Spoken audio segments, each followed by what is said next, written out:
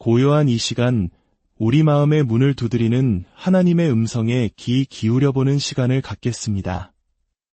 오늘 나누는 말씀이 여러분의 삶에 깊은 울림과 평안을 가져다 주기를 소망합니다. 이 은혜로운 여정을 시작하기에 앞서 이 메시지가 여러분의 마음에 와닿는다면 구독과 좋아요를 통해 더 많은 이들이 이 평안의 소식을 함께 나눌 수 있도록 도와주시길 바랍니다. 여러분의 작은 실천이 누군가에게는 큰 위로와 희망의 빛이 될 수 있습니다. 이 채널을 구독하고 말씀을 나누는 모든 분들의 삶에 하나님의 축복이 가득하기를 기도합니다.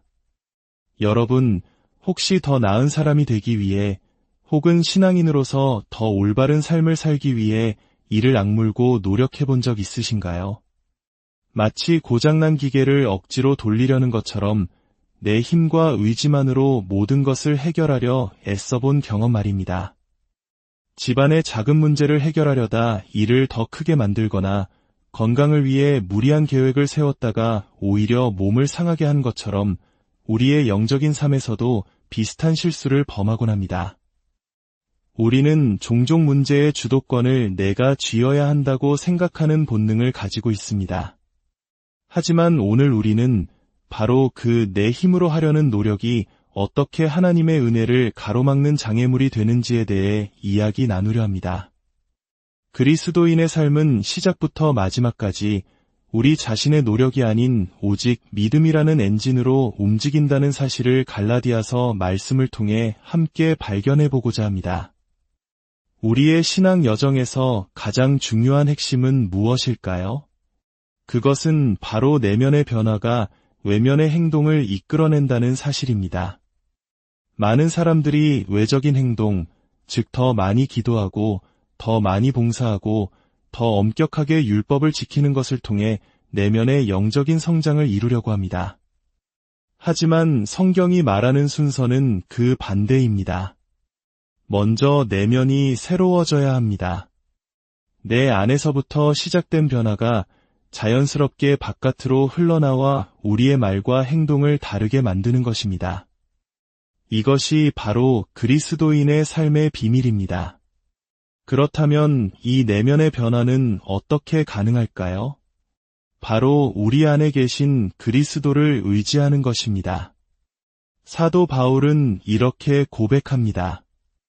내게 능력 주시는 자 안에서 내가 모든 것을 할 수 있느니라. 이 말씀은 단순히 나는 무엇이든 할 수 있다는 긍정의 힘을 말하는 것이 아닙니다.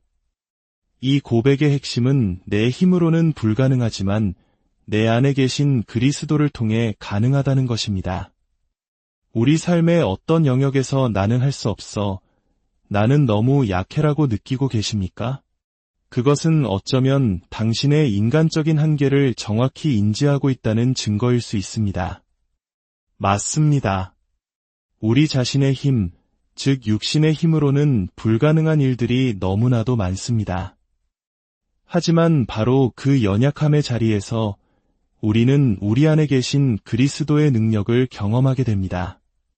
우리가 흔히 저지르는 실수는 이를 악물고 스스로를 더 나은 사람으로 만들려고 애쓰는 것입니다. 이것을 성경은 율법 아래 사는 삶이라고 부릅니다. 바울은 갈라디아서에서 이렇게 경고합니다. 내가 하나님의 은혜를 패하지 아니하노니 무언가를 패한다는 것은 그것을 무효로 만들고 취소한다는 뜻입니다.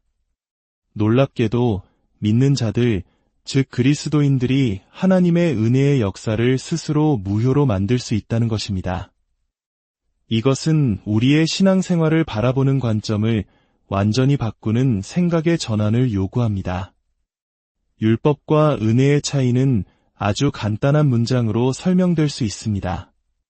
율법은 나는 해야만 한다고 말합니다. 만약 그렇게 하지 않으면 나에게 어떤 부정적인 결과가 닥칠 것이라는 두려움이 그 동기가 됩니다. 마치 십계명이 하지 말라는 부정적인 명령으로 가득 차 있었던 것처럼 말입니다. 율법은 우리에게 요구하고 그 요구를 충족시키지 못했을 때의 결과를 경고합니다. 반면에 은혜는 감사합니다. 그래서 나는 하고 싶습니다 라고 말합니다. 은혜는 어떤 요구에 대한 의무적인 반응이 아니라 이미 받은 것에 대한 자발적이고 감사한 응답입니다. 율법이 무거운 짐이라면 은혜는 우리를 자유롭게 하는 날개와 같습니다. 이 심오한 진리를 깨닫지 못했던 갈라디아 교인들을 향해 사도 바울은 매우 강한 어조로 책망합니다. 어리석도다 갈라디아 사람들아, 한 장을 시작하는 말로는 참으로 날카롭고 충격적입니다. 그는 이어서 묻습니다. 누가 너희를 꾀더냐? 꾀다라는 말은 마치 최면을 걸거나 마법을 부려 홀리게 한다는 뜻을 담고 있습니다. 즉, 갈라디아 교인들이 마치 나쁜 주술에 걸린 것처럼 진리에서 벗어나 있었다는 것입니다. 그들의 문제는 무엇이었을까요? 그들은 성령으로 신앙생활을 시작했다가 다시 육체의 행위, 즉 율법을 지키려는 노력으로 되돌아가려 했습니다. 구원을 받을 때는 오직 믿음으로 하나님의 선물로 받았으면서 구원받은 이후의 삶은 자신의 노력과 공로로 완성하려고 했던 것입니다. 이것이 바로 갈라디아니즘, 즉 행위를 통해 하나님의 축복을 얻어내려는 잘못된 신앙의 모습입니다. 바울은 근본적인 질문을 던집니다. 너희가 이같이 어리석으냐? 성령으로 시작하였다가 이제는 육체로 마치겠느냐? 구원을 받는 칭의의 과정과 신앙인으로 성숙해가는 성화의 과정은 동일한 원리로 작동한다는 것을 그는 강조합니다. 우리가 의롭다고 선언받는 것, 즉 구원받는 것은 하늘에서 일어나는 법적인 행위입니다. 우리는 죄인이지만 그리스도의 의를 덧입어 하나님 앞에서 무죄를 선언받았습니다. 이것은 전적인 하나님의 은혜이며 우리의 행위와는 무관합니다. 그런데 어떻게 구원 이후의 삶은 다른 원리가 적용될 수 있겠습니까? 성화, 즉 영적인 성장 또한 우리의 노력이 아닌 우리 안에 계신 성령님의 역사하심을 믿는 믿음으로 이루어지는 것입니다. 바울은 계속해서 묻습니다.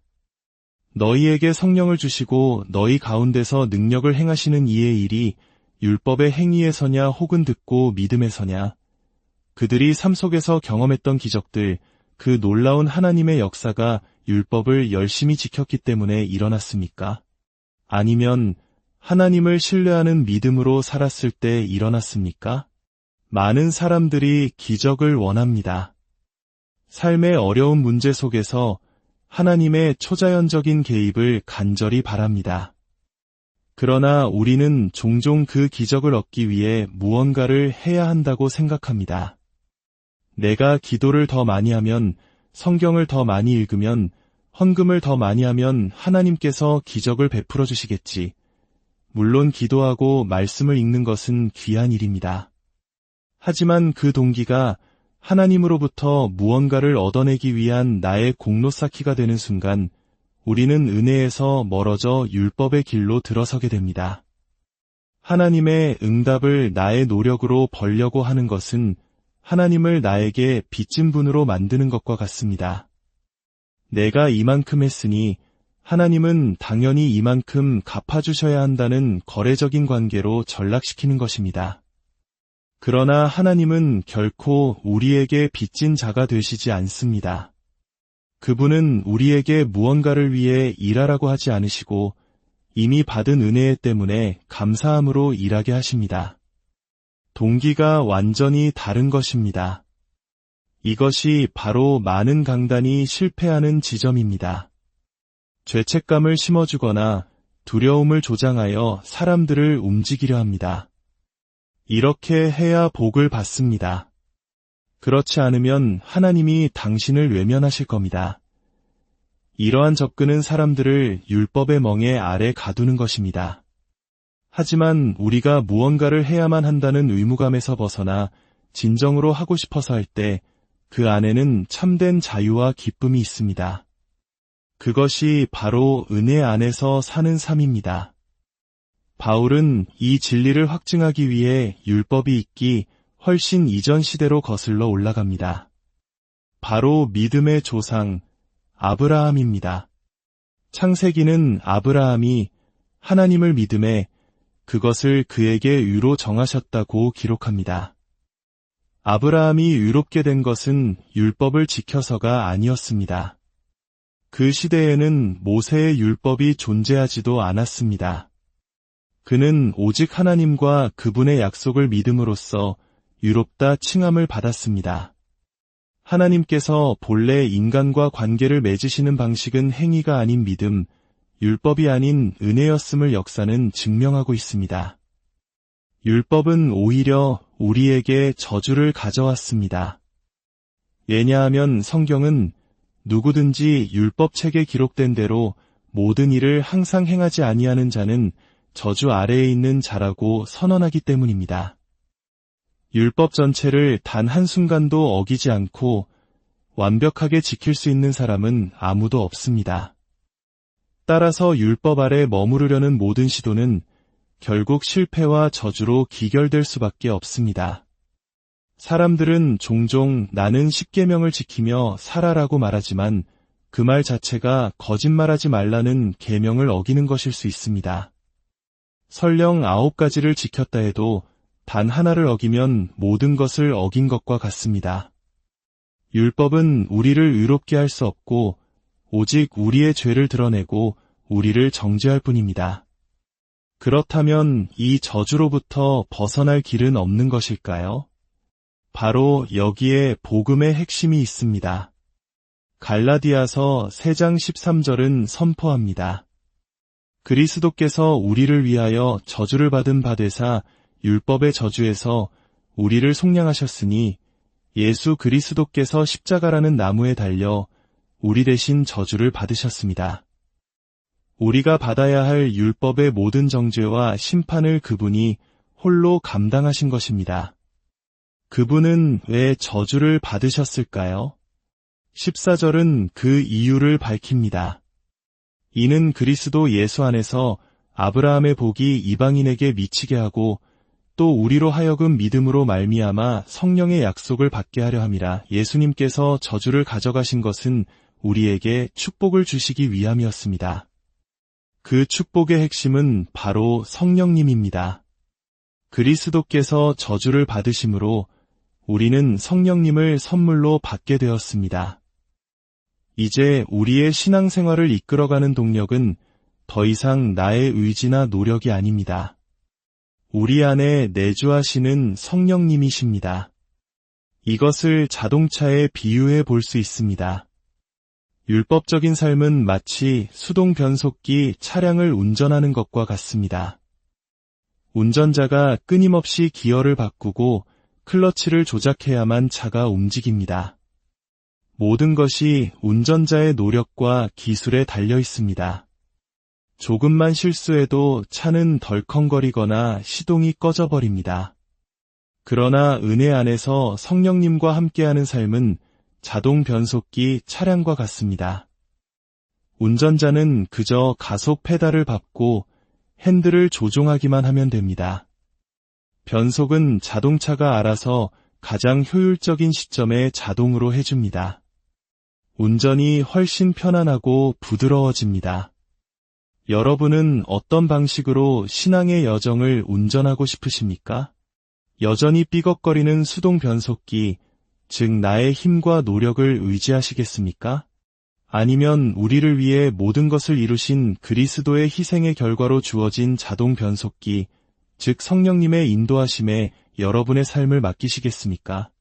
사랑하는 여러분, 이제 무거운 짐을 내려놓으십시오. 더 잘해야 한다는 압박감, 실패에 대한 두려움에서 벗어나십시오. 그리스도께서 이미 모든 것을 이루셨습니다. 그분은 율법의 저주를 가져가시고 우리에게 성령이라는 놀라운 선물을 주셨습니다. 이제 우리가 할 일은 그 선물을 믿음으로 받고 날마다 성령님의 인도하심에 순종하며 감사함으로 살아가는 것입니다.